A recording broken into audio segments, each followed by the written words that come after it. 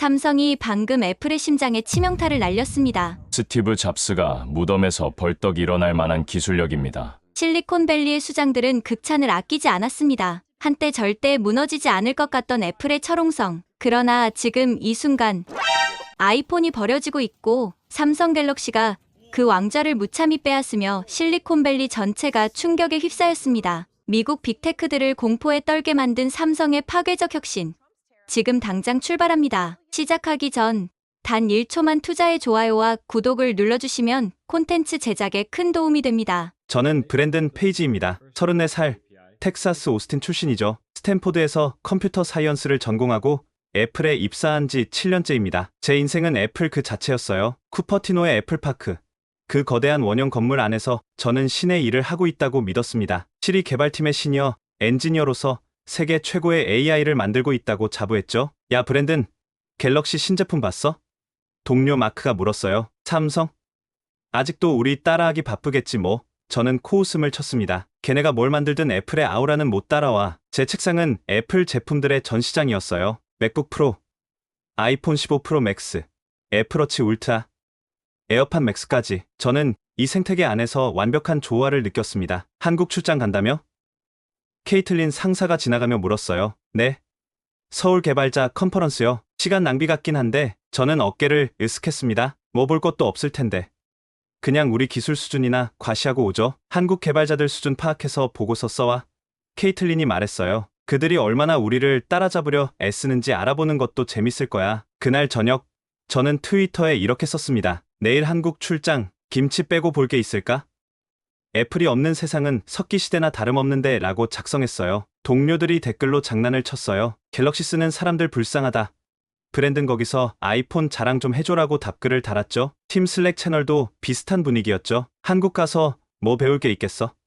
그냥 관광이나 하고 와라는 메시지들이 올라왔어요. 저는 정말로 그렇게 믿었어요. 삼성이 뭘 만들든 한국이 뭘 하든 애플의 혁신을 따라올 수는 없다고요. 우리가 세상의 기준이고 나머지는 그저 모방자들일 뿐이라고. 샌프란시스코 공항 라운지에서 맥북을 펴고 일하면서도 저는 계속 비웃었습니다. 주변의 안드로이드 사용자들을 보며 저 불편한 걸 왜 쓰나 싶었죠. 비행기에 오르면서 마지막으로 인스타그램에 올렸어요. 쿠퍼티노에서 서울로, 문명에서 야만으로의 여행 시작이라고 포스팅했죠. 그때는 정말 몰랐습니다. 제 인생이 완전히 뒤바뀔 거라는 거요. 제가 믿어온 모든 것이 산산조각 날 거라는 거요. 12시간의 비행 끝에 인천공항에 도착했습니다. 첫인상은 깨끗한 애 정도였어요. 뭐 공항이야 다 비슷하지 않나 싶었죠. 입국 심사를 마치고 나오는데 안내데스크 직원이 다가왔습니다. 한국어로 뭐라고 하는데 당연히 못 알아들었죠. 잉글리시 플리즈라고 제가 짜증 섞인 목소리로 말했어요. 그러자 직원이 미소 지으며 손에 든 폰을 보여줬습니다. 갤럭시였어요.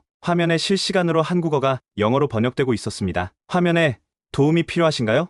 라는 번역된 텍스트가 나타났고 동시에 스피커에서 자연스러운 영어 음성이 흘러나왔어요. 아니, 괜찮아요 라고 제가 대답하자 즉시 한국어로 번역되어 직원에게 전달됐습니다. 속으로 저런 싸구려 기능이 뭐가 대단하다고 생각했어요. 그런데 인천공항 와이파이 비밀번호가 뭐죠?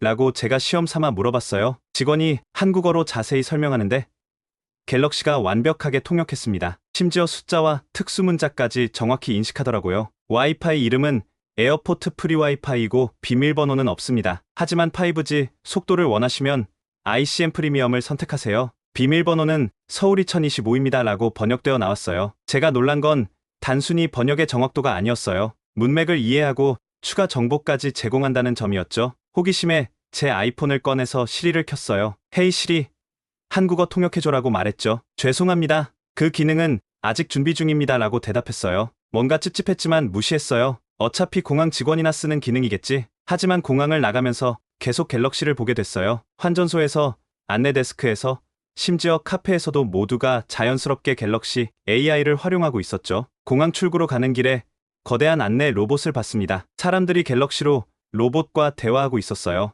로봇이 길 안내부터 환율 정보까지 척척 대답하더라고요. 강남까지 가는 가장 빠른 방법이 뭐예요? 라고 한 외국인 관광객이 물었어요. 로봇이 즉시 대답했습니다. 현재 시간 기준으로 공항 철도가 가장 빠릅니다. 43분 소요되며 요금은 4,150원입니다. 하지만 편안함을 원하신다면 리무진 버스를 추천합니다. 라고 답했죠. 쓸데없이 요란하네 생각하며 택시 승강장으로 향했습니다. 하지만 내심 불안했어요. 우리 시리는 왜 이런 게 안 되지? 설마 정말로 삼성이 우리보다 앞서 있는 건 아니겠지? 아니야. 그럴 리 없어. 그저 공항에서나 쓰는 간단한 기능일 뿐이야. 다음날 아침, 강남에서 열리는 개발자 미섭 장소를 찾아 나섰습니다. 구글 지도에 주소를 입력했는데 이상하게 자꾸 엉뚱한 곳을 가리키더라고요. 아니, 코엑스가 여기가 아니잖아. 혼잣말을 하며 거리를 헤맸어요. 아이폰 지도로 바꿔봤지만 더 혼란스러웠습니다. 한국 주소 체계가 미국과 달라서 그런지 제대로 인식을 못하는 것 같았어요. 30분째 같은 곳을 빙빙 돌고 있을 때 누군가 말을 걸었어요. 익스큐즈 미라고 말을 건 사람은 20대 후반쯤 보이는 한국 여성이었습니다. 길을 잃으신 것 같은데요. 영어로 물었어요. 아, 네. 코엑스 찾고 있어요. 라고 제가 답했어요. 자존심이 상했지만 어쩔 수 없었죠. 그녀가 갤럭시를 꺼내더니 뭔가를 보여줬어요. 여기서 직진 300m. 그 다음 스타벅스에서 우회전이에요. 라고 설명했죠. 화면에는 제가 있는 곳에서 코엑스까지 실시간 AR 내비게이션이 켜져 있었어요. 실제 거리 위에 화살표가 겹쳐져 보이더라고요. 와우. 라고 나도 모르게 감탄이 나왔어요. 갤럭시 S26이에요. 라고 그녀가 자랑스럽게 말했어요. AI가 복잡한 서울길도 쉽게 찾아줘요. 외국인들한테 특히 유용하죠. 그녀가 화면을 더 보여줬어요. 여기 보세요. 주변 맛집 정보도 나오고 리뷰도 실시간 번역돼요. 심지어 메뉴, 사진만 찍어도 설명해주고요. 라고 설명을 이어갔죠. 제 아이폰을 보며 씁쓸했습니다. 최신 프로 맥스 모델인데 이런 기능은 없었거든요. 감사합니다. 라고 제가 인사하고 가려는데 그녀가 덧붙였어요. 아, 그리고 코엑스 지하에 삼성 플래그십 스토어 있어요. 한번 가보세요. 갤럭시 AI 체험해볼 수 있어요. 라고 말했죠. 아니요. 전 애플 유저라서. 라고 제가 차갑게 대답했어요. 알아요. 라고 그녀가 웃으며 말했어요. 아이폰 쓰시는 거 보이는데요. 하지만 기술은 편견 없이 봐야 하지 않을까요? 전 원래 아이폰 썼는데 갤럭시로 바꾸고 나서 삶이 훨씬 편해졌어요. 그 말이 계속 머릿속에 맴돌았습니다. 미섭 장소에 도착했지만 집중이 안 됐어요. 발표자들이 갤럭시 AI를 활용한 앱 개발 사례를 소개하는데 하나같이 인상적이었거든요. 특히 실시간 코드 리뷰 AI가 충격적이었어요. 개발자가 코딩하는 걸 AI가 실시간으로 분석해서 버그를 미리 잡아주고 더 나은 알고리즘을 제안하더라고요. 이게 정말 갤럭시 기본 기능인가요? 라고 제가 물었어요. 네. SDK만 연동하면 돼요. 라고 발표자가 대답했어요. 삼성이 API를 완전 개방했거든요. 누구나 활용할 수 있어요. 한 개발자가 손을 들었어요. 저는 이 기능으로 개발 시간을 절반으로 줄였어요. 특히 신입 개발자들한테는 최고의 멘토 역할을 하죠라고 말했어요. 애플에서는 상상도 못할 일이었습니다. 우리는 모든 걸 통제하려 했거든요. 개발자들에게 제한된 도구만 제공하고 그마저도 까다로운 심사를 거쳐야 했죠. 점심시간 한국 개발자들과 대화를 나눴어요. 애플에서 일하시는군요. 부럽습니다라고 한 개발자가 말했어요. 뭐가 부러워요? 라고 제가 물었죠. 애플은 여전히 최고의 회사잖아요. 하지만 라고 그가 망설이며 말했어요. 요즘은 갤럭시가 더 혁신적인 것 같아요. 개발자 입장에서는요. 다른 개발자가 끼어들었어요. 맞아요. 갤럭시 AI는 정말 개발자 친화적이에요. 뭐든 만들 수 있어요. 라고 동의했죠. 제가 만든 시리는 그들이 말하는 것의 절반도 못했어요. 뭔가 정말로 잘못됐다는 생각이 들기 시작했어요. 드디어 메인 이벤트 날이 왔습니다. 코엑스 그랜드 볼룸은 3,000명의 개발자로 가득 찼어요. 저는 맨 앞줄에 앉아 냉수적인 자세로 팔짱을 꼈습니다. 또 애플 따라하기 슈가 시작되겠군 속으로 생각했죠. 무대에 삼성전자 AI 총괄이 올라왔습니다. 젊은 한국인 임원이었어요. 여러분, 오늘 보여드릴 것은 단순한 기술이 아닙니다. 일상을 바꾸는 마법입니다. 라고 한국어로 말했고 동시통역으로 들었어요. 마법이라 조브스 형님 따라하지 말아라고 제가 트위터에 조롱 섞인 글을 올렸어요. 하지만 시연이 시작되자 분위기가 달라졌습니다. 첫 번째는 갤럭시 AI의 실시간 객체 인식과 정보 제공이었어요. 카메라로 아무거나 비추면 즉시 그것에 대한 모든 정보가 나타났습니다. 음식은 칼로리와 영양 성분, 옷은 브랜드와 가격, 심지어 식물은 학명과 관리법까지. 이건 이라고 제 옆자리 일본 개발자가 숨을 들이켰어요. 발표자가 설명했어요. 갤럭시 AI는 단순히 사물을 인식하는 게 아닙니다. 맥락을 이해하고 사용자가 필요한 정보를 예측해서 제공합니다라고 통역으로 들었죠. 두 번째는 AI 코딩 어시스턴트였습니다. 개발자가 로그인 화면 만들어줘라고 한국어로 말하자 AI가 즉시 완벽한 코드를 생성했어요. 그것도 각종 보안, 프로토콜과 최신 디자인 트렌드까지 반영해서요. 불가능해 라고 제가 중얼거렸어요. 하지만 더 놀라운 건 다음이었어요. AI가 생성한 코드를 실시간으로 수정하면서 개선하는 모습을 보여줬죠. 마치 숙련된 개발자가 옆에서 페어 프로그래밍하는 것처럼요. 세 번째가 진짜 충격이었습니다. 갤럭시 2대로 홀로그램 영상통화를 시연했는데 마치 SF 영화 같았어요. 상대방이 3D로 내 앞에 있는 것처럼 보였거든요. 이 기술은 이미 상용화 단계입니다 라고 발표자가 말했어요. 내년에는 모든 갤럭시 사용자가 쓸 수 있을 거예요 라고 통역으로 들었죠. 장내가 웅성거렸어요. 저도 믿을 수 없었죠. 애플은 아직 이런 걸 연구 단계에서나 하고 있는데, 하지만 가장 인상적인 건 마지막이었습니다. 일반 사용자가 무대에 올라와 자신의 일상을 보여줬어요. 안녕하세요. 저는 서울에서 작은 카페를 운영하는 김민서입니다 라고 한국어로 말했고 통역으로 들었죠. 그녀가 하루 일과를 보여줬어요. 아침에 일어나자 갤럭시가 날씨와 일정을 브리핑하고 카페 재고를 자동으로 체크해서 주문 리스트를 만들고 외국인 손님과는 실시간 통역으로 소통하고 매출을 자동으로 정리해서 세무 보고서까지 만들어주고 갤럭시 AI 덕분에 혼자서도 카페를 운영할 수 있어요 라고 그녀가 웃으며 말했어요. 진짜 직원을 한 명 더 둔 것 같아요 라고 통역으로 들었죠. 청중들이 열광했어요. 실제 사용자의 생생한 경험담이 모두를 사로잡았죠. 이게 바로 우리가 추구하는 AI입니다 라고 발표자가 마무리했어요. 보여주기 위한 기술이 아닌 쓰기 위한 기술, 대기업을 위한 기술이 아닌 모든 사람을 위한 기술이라고 통역으로 들었죠. 장내가 열광적인 박수로 가득 찼습니다. 한국 개발자들의 눈이 반짝거렸어요. 자부심과 열정이 가득한 눈빛이었죠. 저는 처음으로 인정할 수밖에 없었습니다. 애플이 뒤처졌나? 영어로 혼잣말했어요. 제 신념의 기둥이 완전히 무너지는 순간이었어요. 7년간 믿어온 애플의 우월함이 그저 착각이었을지도 모른다는 생각이 들었죠. 무대를 내려다보며 깨달았어요. 이곳에서 진짜 혁신이 일어나고 있다는 걸. 컨퍼런스가 끝나고 멍하니 앉아있는데 누군가 다가왔습니다. 브랜든 페이지 씨죠? 애플 시리 팀에서 일하시는 이라고 말을 걸었어요. 30대 중반의 한국인 남성이었어요. 단정한 정장에 자신감 넘치는 표정이었죠. 네, 누구시죠? 라고 제가 물었어요. 한지우라고 합니다. 삼성 AI랩 수석연구원이에요 라고 그가 명함을 건네며 말했어요. 커피 한잔 하실래요? 같은 AI 개발자로서 이야기 나누고 싶은데 거절하려다가 호기심이 생겼어요. 좋아요 라고 답했죠. 우리는 코엑스 내 조용한 카페로 갔습니다. 오늘 발표 어떠셨어요? 라고 지우 씨가 물었어요. 인상적이었어요 라고 제가 마지못해 인정했죠. 특히 개방성이요. 애플에선 상상도 못할. 맞아요.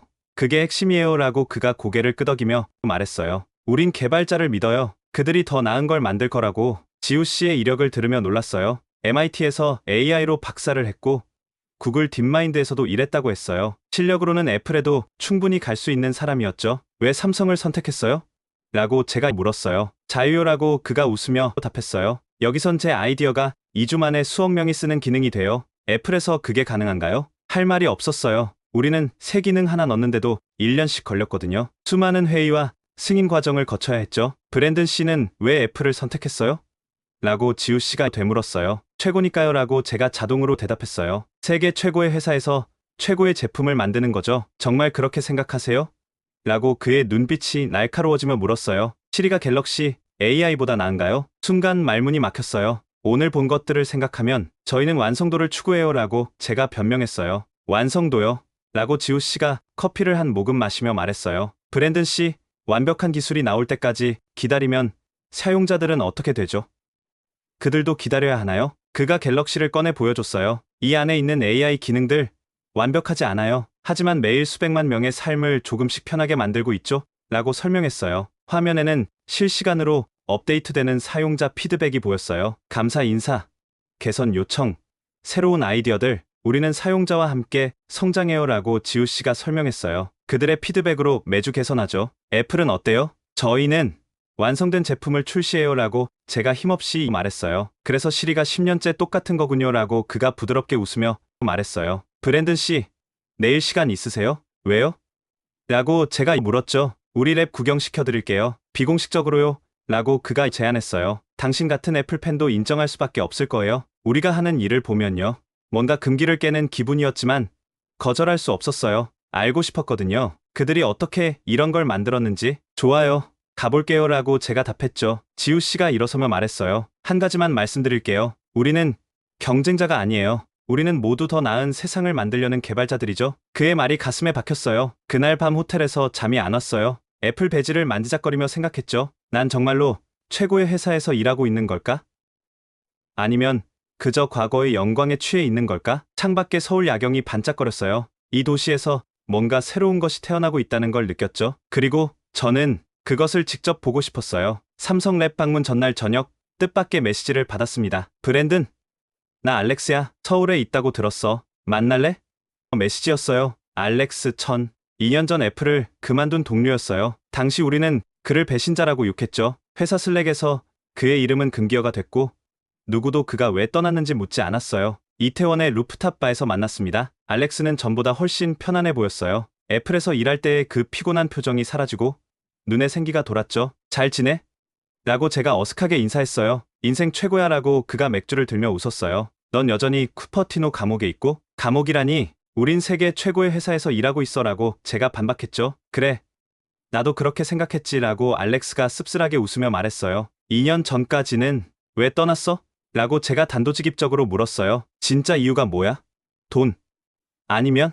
알렉스가 한숨을 쉬며 말했어요. 브랜든, 나도 너처럼 애플 신봉자였어. 스티브 잡스 전기를 10번은 읽었고 애플이 세상을 바꾼다고 믿었지. 하지만 깨달았어. 우리가 혁신을 하는 게 아니라 혁신을 막고 있다는 걸. 무슨 소리야 라고 제가 물었죠. 내가 제안한 기능 기억나? 사용자 맞춤형 AI 어시스턴트, 각 개인의 패턴을 학습해서 필요를 예측하는 거 라고 그가 설명했어요. 기억났어요. 정말 획기적인 아이디어였는데 위에서 막혔죠. 프라이버시 이슈라는 이유로 여기선 그게 2달 만에 제품이 됐어라고 알렉스가 갤럭시를 꺼내 보여주며 말했어요. 봐, 이게 내가 만든 거야. 화면에서 AI가 사용자의 일정을 분석해서 미리 택시를 예약하고 자주 가는 식당의 예약 가능 시간을 알려주고 운동 패턴을 파악해서 건강 조언을 하고 있었어요. 이라고 제가 숨을 들이켰어요. 우리가 3년째 기획만 하던 거잖아. 맞아. 애플에서는 3년 걸릴 일을 여기선 2달 만에 했어 라고 알렉스가 고개를 끄덕이며 말했어요. 그것도 출시될지 안 될지도 모르고 얼마나 많은 좋은 아이디어가 회의실에서 죽었는지 알아? 하지만 애플의 완성도는? 라고 제가 말을 꺼냈죠. 완성도? 라고 알렉스가 웃으며 물었어요. 브랜든, 솔직해지자. 시리가 갤럭시 AI보다 완성도가 높아? 사용자 만족도가 높아? 실제로 도움이 돼? 할 말이 없었어요. 숫자는 거짓말을 하지 않으니까요. 여기 와서 놀란 게 뭔지 알아? 라고 알렉스가 진지해지며 말했어요. 개발 속도도 속도지만 개발자를 대하는 태도야. 애플에서 우리는 뭐였어? 거대한 기계의 부품이었지. 하지만 여기선 달라. 내 아이디어가 존중받고 빠르게 실현돼. 근데 실패하면?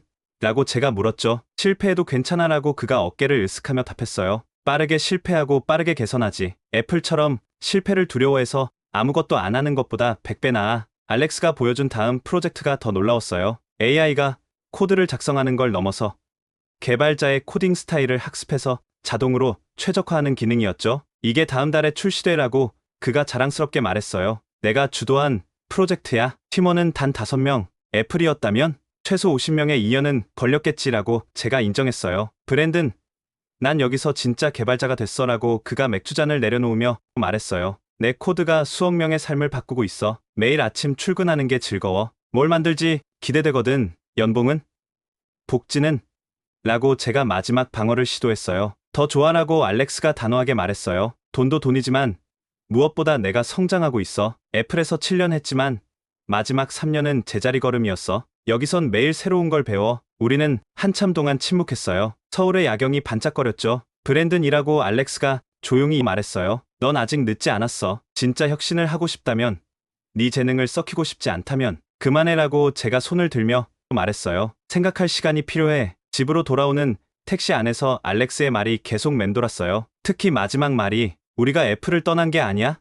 브랜든, 애플이 혁신을 떠났어 라고 그가 했던 말이요. 그날 밤 처음으로 애플 배지를 빼고 잤습니다. 가슴에 달고 자던 그 배지가 갑자기 무겁게 느껴졌거든요. 서울에서 돌아온 후 일주일 동안 보고서를 쓰느라 고민했습니다. 진실을 쓸 것인가?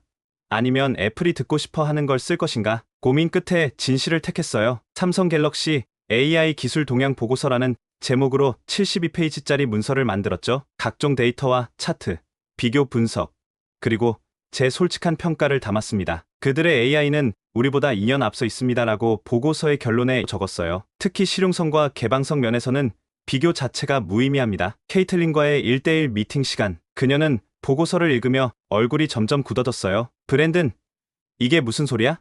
라고 그녀가 보고서를 내려놓으며 말했어요. 삼성이 우리보다 앞서 있다고? 팩트예요라고 제가 담담하게 말했어요. 실제로 보고 체험한 걸 그대로 적었습니다. 갤럭시 AI의 실시간 번역은 우리보다 3배 빠르고 2배 정확해요. 객체 인식은 우리가 아직 연구 중인 기능들이 이미 상용화됐고요. 이건 불가능해라고 케이틀린이 고개를 저으며 말했어요. 우린 애플이야. 세계 최고의 인재와 자원을 가지고 있어. 그게 문제예요라고 제가 말했어요. 우린 너무 폐쇄적이에요. 삼성은 개발자에게 자유를 주고 빠른 실행을 장려해요. 우리는 새 기능 하나에 1년씩 회의만 하잖아요. 브랜든 이라고 케이틀린이 목소리를 높이며 말했어요. 무슨 말을 하는지 알아? 넌 지금 애플을 비판하고 있어. 비판이 아니라 현실을 말하는 거예요라고 제가 물러서지 않고 말했어요. 이 보고서를 무시하면 우리는 더 뒤처질 거예요. 그녀가 한숨을 쉬며 말했어요. 이 보고서는 수정이 필요해. 너무 삼성에 호의적이야. 진실을 수정하라고요? 라고 제가 물었죠. 브랜든, 우리는 팀이야 라고 케이틀린이 날카롭게 말했어요. 애플 팀, 그걸 잊지 마. 미팅이 끝나고 나왔을 때 복도에서 팀원들의 시선을 느꼈어요. 소문이 벌써 퍼진 것 같았죠. 그날 오후 팀 슬랙 채널이 시끄러웠어요. 브랜든이 한국 다녀와서 이상해졌대. 삼성이 우리보다 낫다고 주장한다던데 세뇌당했나?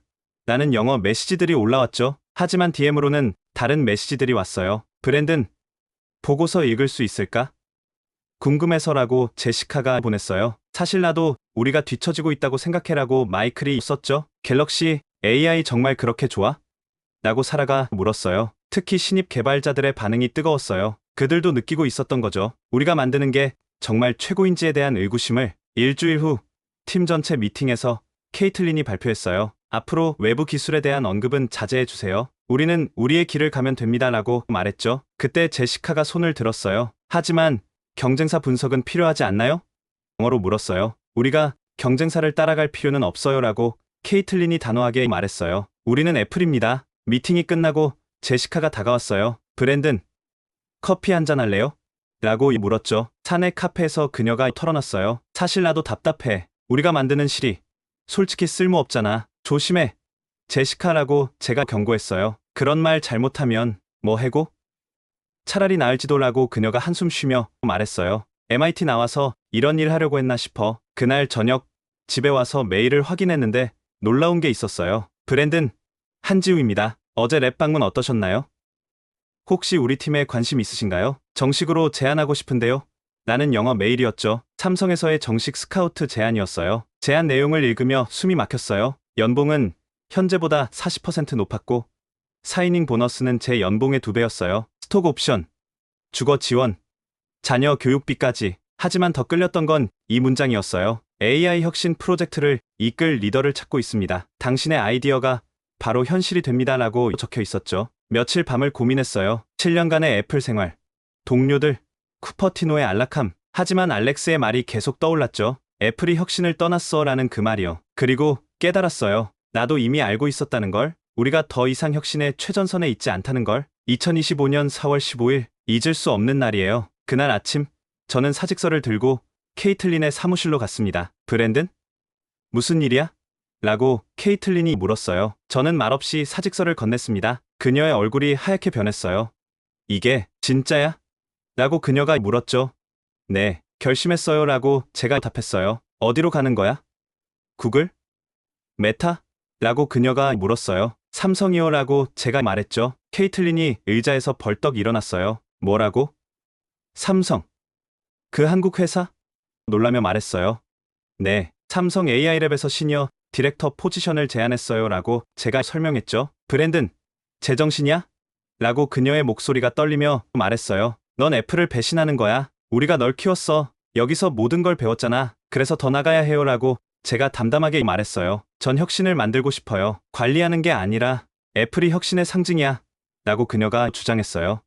였죠. 과거형이에요 라고 제가 고개를 저으며 말했어요. 지금 애플은 혁신을 두려워해요. 변화를 거부하고 있어요. 케이틀린이 한숨을 쉬며 말했어요. 팀 쿡이 직접 만나자고 할 거야? 정말 그래도 갈 거야? 네 라고 제가 답했죠. 일주일 후 정말로 팀 쿡과의 미팅이 잡혔어요. 애플파크 최상층 CEO 집무실에서요. 브랜든이라고 팀 쿡이 온화한 미소로 맞았어요. 자네가 떠난다고 들었네? 네, 팀이라고 제가 답했어요. 이유를 듣고 싶네. 우리가 뭘 놓치고 있는지라고 그가 물었죠. 저는 솔직하게 말했어요. 서울에서 본 것들, 갤럭시 AI의 혁신성, 그리고 애플의 폐쇄성에 대해 설명했죠. 팀은 조용히 들었어요. 그리고 말했죠. 브랜든, 애플은 완벽을 추구하네. 그게 우리의 DNA야. 하지만 완벽을 기다리는 동안 세상은 앞서가고 있어요. 라고 제가 반박했어요. 사용자들은 지금 당장 도움이 되는 기술을 원해요. 그게 자네가 삼성을 선택한 이유인가?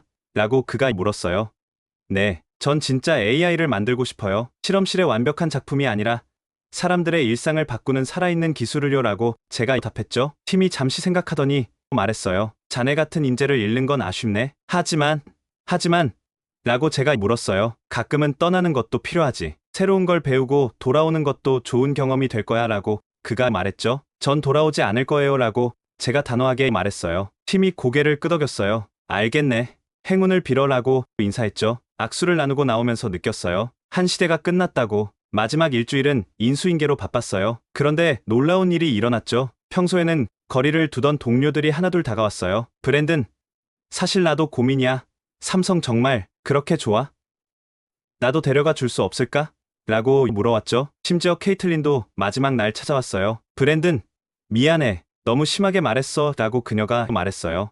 사실 나도 알아. 우리가 뒤처지고 있다는 걸. 하지만 인정하기 싫었어. 케이틀린, 이라고 제가 말을 꺼냈죠. 가서 잘해라고 그녀가 미소 지으며 말했어요. 그리고 가끔 연락해. 너가 뭘 만드는지 궁금할 거야. 2025년 5월 1일 드디어 서울행 비행기에 올랐습니다. 이륙하는 비행기에서 창밖을 봤어요. 작아지는 샌프란시스코, 그리고 새롭게 다가올 서울. 자, 이제 진짜 시작이다라고 속으로 생각했죠. 사직 소식이 퍼지자 실리콘밸리가 발칵 뒤집혔습니다. 테크크런치, 더버지, 9to5 맥, 모든 IT 매체가 제 이야기를 다뤘어요. 애플 시니어 엔지니어, 삼성행 선택, 쿠퍼티노의 배신자, 브랜든 페이지, 애플에서 삼성으로 충격적 전향의 이유라는 영어 헤드라인들이 쏟아졌죠. 댓글은 더 가혹했어요. 돈에 눈이 멀었다.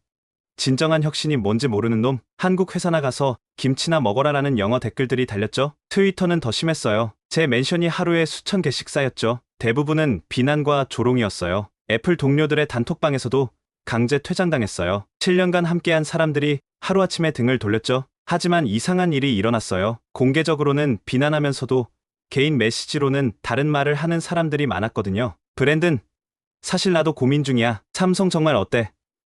거기 연봉 진짜 그렇게 좋아? AI 개발, 환경 좀 자세히 알려줘.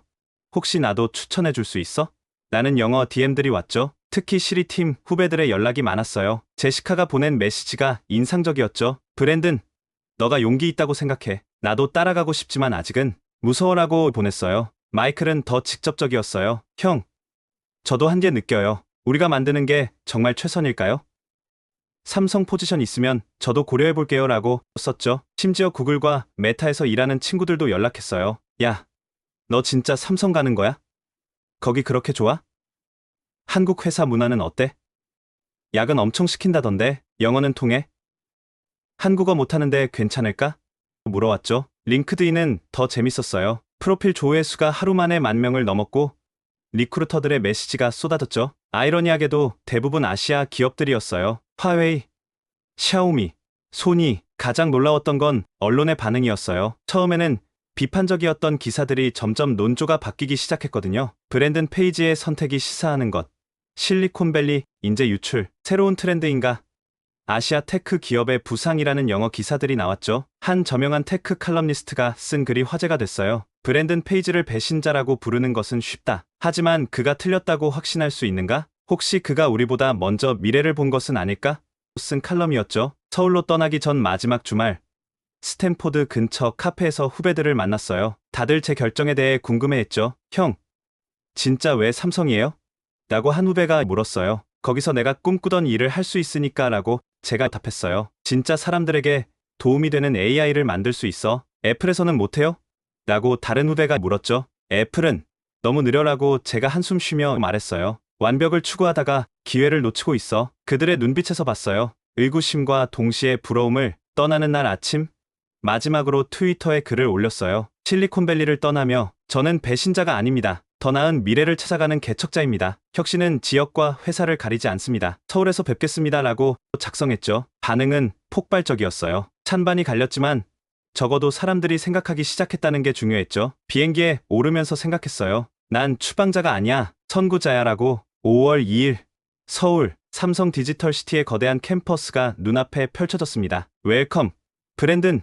이라고 한지우가 환하게 웃으며 맞아줬어요. 드디어 왔네요. 네, 왔습니다. 라고 제가 깊게 숨을 들이쉬며 답했어요. 이제 진짜 시작이네요. 첫 출근 날의 충격은 잊을 수 없어요. 제 사무실은 애플 때보다 훨씬 넓고 현대적이었습니다. 하지만 더 놀라운 건 팀 구성이었어요. 여기가 당신 팀이에요. 라고 지우가 소개했어요. 15명의 엔지니어, 7개국 출신이죠. 구글 출신 인도인, 바이두 출신 중국인, 소니 출신 일본인, 정말 다양했어요. 우린 국적 안 따져요. 라고 지우가 말했어요. 실력만 보죠. 그리고 다들 영어 잘해요. 첫 프로젝트 미팅. 저는 애플에서의 습관대로 파워포인트를 준비했어요. 그런데 브랜든, 그런 거 필요 없어요. 라고 팀원 하나가 웃으며 말했어요. 여기선 바로 프로토타입 만들어요. 뭐라고요?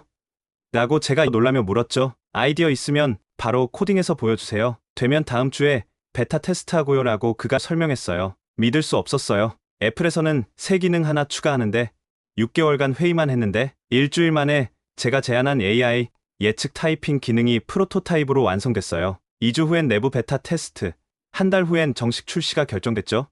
이게 정말 되는 거예요?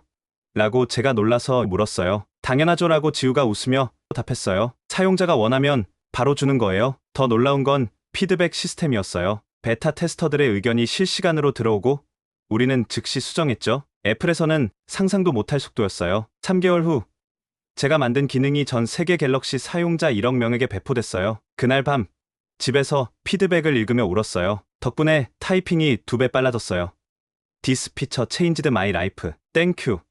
스고이, 코레오 마테이마시타라는 각국 언어의 피드백들이 쏟아졌죠. 가슴이 뛰었어요. 내 코드가 정말로 수억 명의 삶을 바꾸고 있다는 걸 실감했죠. 6개월이 지난 지금 저는 더 큰 프로젝트를 진행 중이에요. AI가 사용자의 감정을 읽고 적절한 도움을 주는 기능이죠. 애플에서라면 5년은 벌렸을 프로젝트를 여기선 1년 안에 출시할 예정이에요. 동료들과의 관계도 애플 때와는 달라요. 여기선 서로를 진짜 파트너로 대하죠. 아이디어를 자유롭게 나누고 실패를 두려워하지 않아요. 브랜든, 이번 아이디어 정말 대박이야.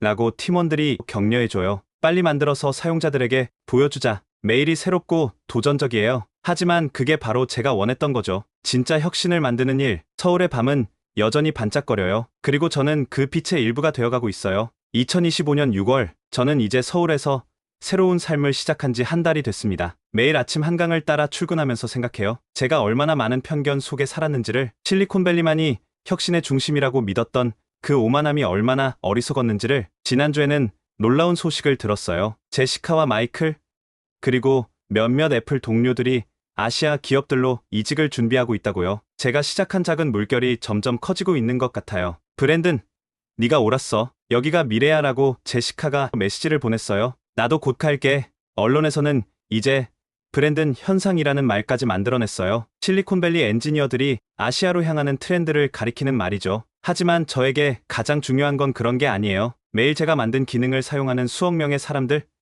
그들의 삶이 조금씩 나아지고 있다는 사실이 중요하죠. 어제는 한 사용자로부터 감동적인 메일을 받았어요. 당신이 만든 AI 덕분에 실어증을 앓던 제 아버지가 다시 소통할 수 있게 됐어요. 정말 감사합니다라는 영어 메일이었죠. 이런 순간들이 제가 옳은 선택을 했다는 걸 확신하게 해줘요. 삼성에서의 생활은 매일이 도전이에요. 하지만 그 도전이 즐거워요. 왜냐하면 여기선 진짜 변화를 만들 수 있으니까요. 다음 주부터는 새로운 프로젝트를 시작해요. AI가 개인의 건강을 실시간으로 모니터링하고 예방하는 시스템이죠. 애플에서라면 꿈도 못 꿨을 프로젝트예요. 가끔 쿠퍼티노가 그립긴 해요. 그곳에서의 7년은 제 인생의 중요한 부분이니까요. 하지만 후회는 없어요. 왜냐하면 저는 이제 알거든요. 진짜 혁신은 특정 장소나 회사에 있는 게 아니라 열린 마음과 도전 정신을 가진 사람들이 모인 곳이라면 어디든 일어날 수 있다는 걸. 서울의 여름이 시작됐어요. 그리고 저희 새로운 여정도 이제 막 시작됐죠. 혁신의 중심은 이동하고 있어요. 그리고 저는 그 최전선에 서 있습니다.